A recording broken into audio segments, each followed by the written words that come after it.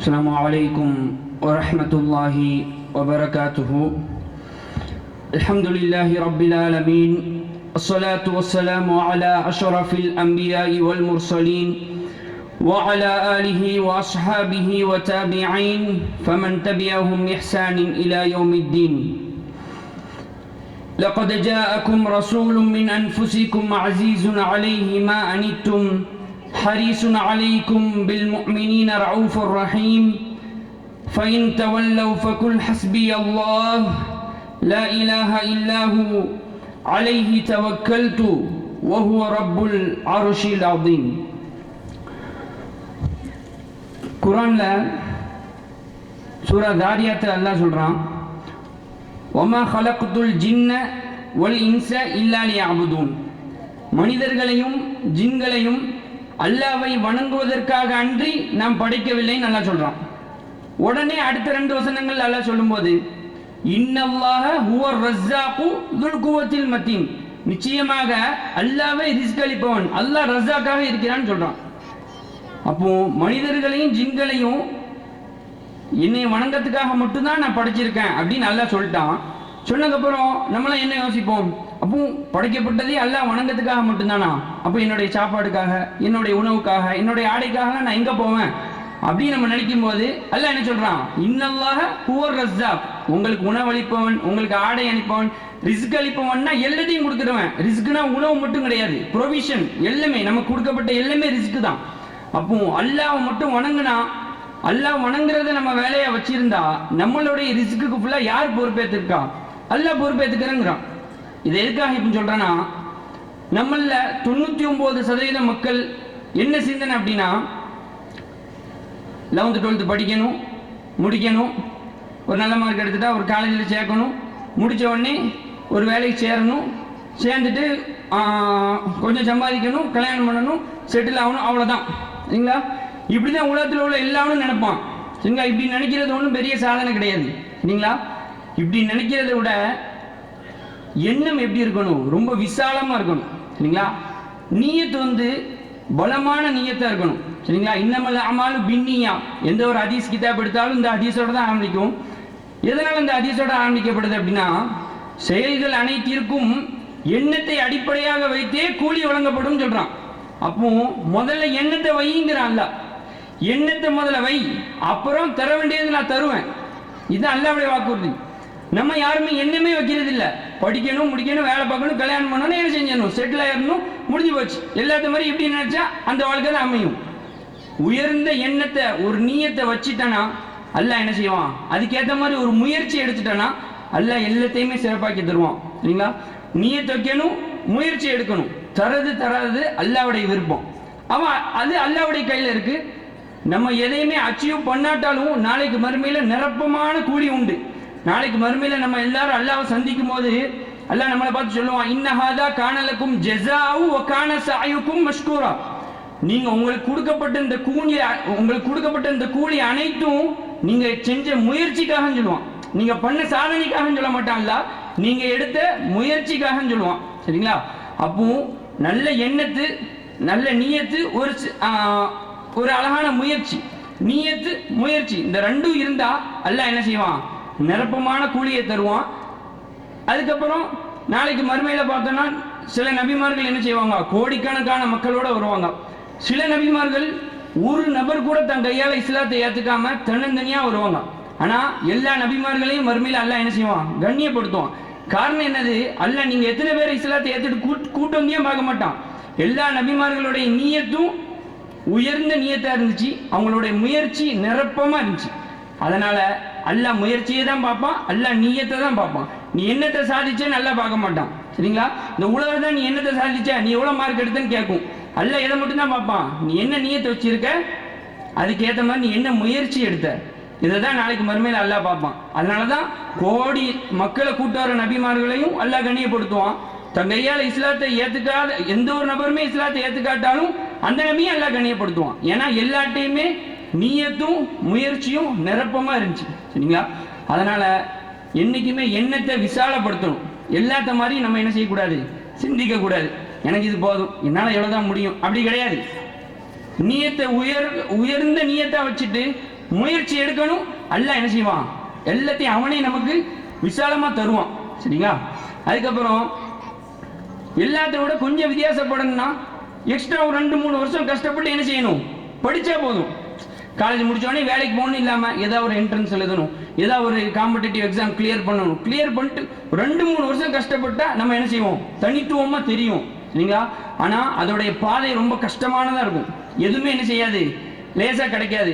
முன்னாடி வந்த சகோதரர் சொன்னாங்க, எல்லாமே என்ன செய்யாது, இங்கே உட்காந்துருக்காங்கன்னா அவங்க கஷ்டப்பட்டுருக்காங்க. நாசிப் சார் சொன்னாங்க, இங்கே வந்து உட்காந்துருக்காங்கன்னா அப்படி டேலண்ட்ல வந்து யாரும் என்ன செய்யலை, உட்காரல, எல்லாரும் கஷ்டப்பட்டுருக்காங்க. சண்டே ஸ்கூல் வந்து படிச்சிருக்காங்க, அதனால அவங்களுக்கு என்ன செஞ்சிருக்கு, கிடைச்சிருக்கு. சரிங்களா? அப்போ முயற்சி எடுக்கணும்.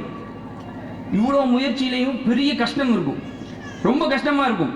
அந்த நேரத்தில் நம்ம என்ன செஞ்சுக்கணும், நம்ம மன நிம்மதிக்காக அல்லாஹ் சொல்றான், அலா பிதிக்ரில்லாஹி தத்மஇன்னுல் குலூப், அல்லாஹ்வை நினைவு கூறுவதன் மூலம் உள்ளங்கள் அமைதி பெறும், உள்ளங்கள் நிம்மதி அடையும் சொல்றான். தத்மைன்னா, அந்த முத்துமைன்னாங்கிறது அல்லாஹ் யாருக்கு பயன்படுத்துறானா, யா அய்யுஹன் நஃப்ஸுல் முத்மைன்னா இர்ஜி இலா ரப்பிகி ராதியத்தன் மர்தியா, சொர்க்கத்துக்குள்ள நுழைவாங்க தெரியுமாண்ணா, அவங்கெல்லாம் பார்த்து அல்லாஹ் சொல்றான், சாந்தி அடைந்த ஆத்மாவே, நிம்மதி அடைந்த ஆத்மாவே, முத்துமைன்னா நல்லா சொல்றான். அதே வார்த்தையை அல்லாஹ் அங்க பயன்படுத்துறான், அலா பிதிக்ரில்லாஹி தத்மஇன்னுல் குலூப், அல்லாஹ்வை நினைவு கூறுவதன் மூலம் உள்ளங்கள் என்ன செய்யும், ஒரு நிம்மதி அடையும். எப்படிப்பட்ட நிம்மதி தெரியுமா, சொர்க்கத்துக்கு நுழைய முன்னாடி நமக்கு எவ்வளவு நிம்மதி இருக்கும், அதே நிம்மதியை இம்மையில அல்லாஹ்வை அதிகமா சிந்திக்கிறவங்களுக்கு என்ன செய்யும், இம்மையில சொர்க்கம் அடங்கும். சரிங்களா? இதனாலதான் இமாம் இப்னு தைமியா ரஹ்மத்துல்லாஹ், இமாம் அஹ்மத் இப்னு ஹம்பல் ரஹ்மத்துல்லாஹ் இவங்களாம் சொல்லுவாங்க, இம்மையிலே ஒருத்தன் சொர்க்கத்தோட இன்பத்தை அனுபவிக்கணும், மறுமையிலேயும் சொர்க்கத்தோட இன்பத்தை அனுபவிக்கணுமா, அவன் யார் தெரியுமா, அவன் எப்படிப்பட்டவனா வாழன்னு தெரியுமா, அல்லாஹ் அதிகமா தெரிஞ்சவன் தான் இம்மையிலேயே சொர்க்கத்தோட இன்பத்தை அனுபவிப்பான், மறுமையிலே அனுபவிப்பான் அப்படின்னு சொன்னாங்க. சரிங்களா? அல்லாஹ்வை நினைவு கூறுவதன் மூலம் உள்ளங்கள் அமைதி பெறும்.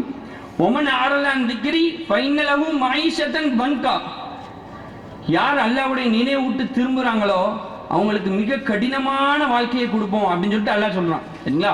அப்போ எந்த ஒரு காரியமாக இருந்தாலும், நீங்க என்ன படிக்க போறதா இருந்தாலும், உங்களுக்கு சைட்ல ஏதாவது ஒரு சமூக காரியங்கள்ல ஈடுபட்டே வரணும்.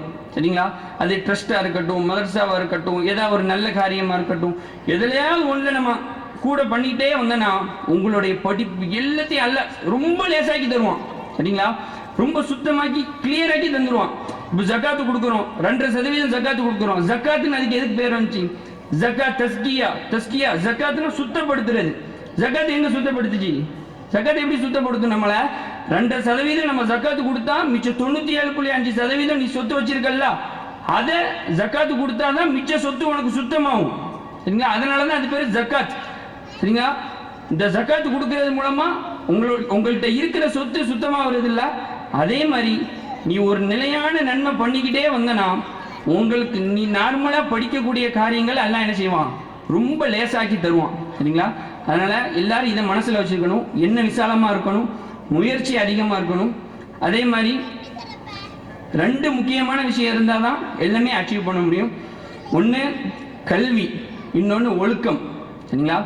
கல்வி இருக்கிறவன் தான் மதிக்கப்படக்கூடிய இடத்துல போய் உட்கார்ந்துருவான், ஆனால் ஒழுக்கம் இருந்தால் தான் எல்லாரும் அவனை மதிப்பான். அதே மாதிரி ஒழுக்கம் இருக்கக்கூடியவனை எல்லாரும் நல்ல பையன் நல்ல பையன் அப்படின்னு சொல்லுவோம். ஆனால் அவன்கிட்ட கல்வி இல்லைன்னா மதிக்கப்படக்கூடிய இடத்துல உட்கார முடியாது அவனால. அப்போ கல்வி இருந்தா மதிக்கப்படக்கூடிய இடத்துல போய் உட்காரலாம், ஒழுக்கம் இருந்தா மரியாதை கிடைக்கும். இது எல்லாமே கிடைக்கணும்னா என்ன வேணும், 2 வேணும், ஒழுக்கம் வேணும், கல்வி வேணும். இந்த 2ம் ஒரு சேர அல்லாஹ்வுடைய கிருபையை கொண்டு எனக்கு தெரிஞ்சு இங்க மட்டும்தான் கிடைக்கும். சரிங்களா? மற்றவங்கள மாதிரி எல்கேஜியில இருந்து நான் டைம் ஸ்கூல்ல படிச்சவங்க கிடையாது.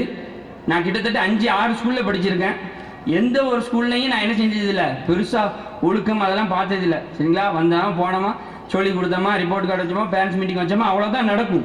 ஆனால் இங்கே தான் அல்லாஹ்வுடைய கிருபையை கொண்டு குர்ஆன் ஓதுறதா இருக்கட்டும், ஹிஃப்து ஓதுறதா இருக்கட்டும், எல்லாமே ஆசிரியர்கள் வந்து படித்த பழைய ஸ்கூல்லலாம் எந்த ஒரு டீச்சர்ட்டையுமே போய் பேச முடியாது, ரொம்ப அப்படி பந்தாவாக இருப்பாங்க.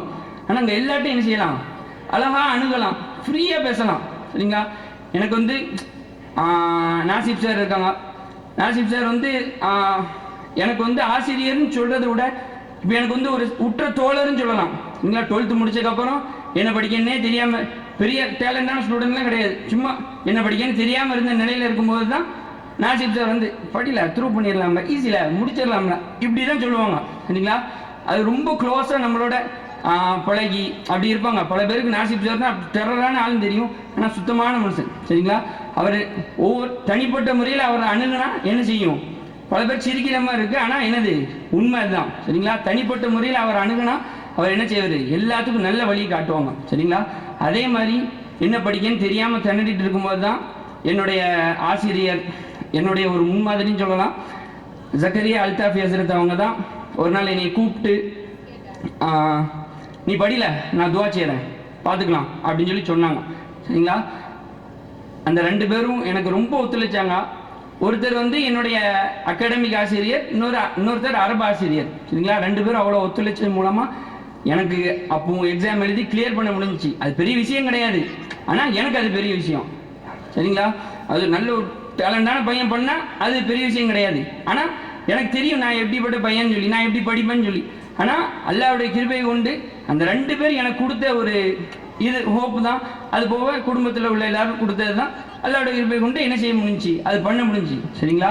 இது எல்லாமே டைம் ஸ்கூலில் மட்டும்தான் கிடைக்கும், உறுதியாக சொல்லுவேன் நான் சரிங்களா. ஒழுக்கமும் கல்வியும் 2 ஒரு சேர கிடைக்கணும்னா என்ன செய்யலாம், டைம் ஸ்கூலில் தான் என்ன செய்ய முடியும், அதை எதிர்பார்க்க முடியும், வேறு எங்கேயுமே எதிர்பார்க்க முடியாது சரிங்களா.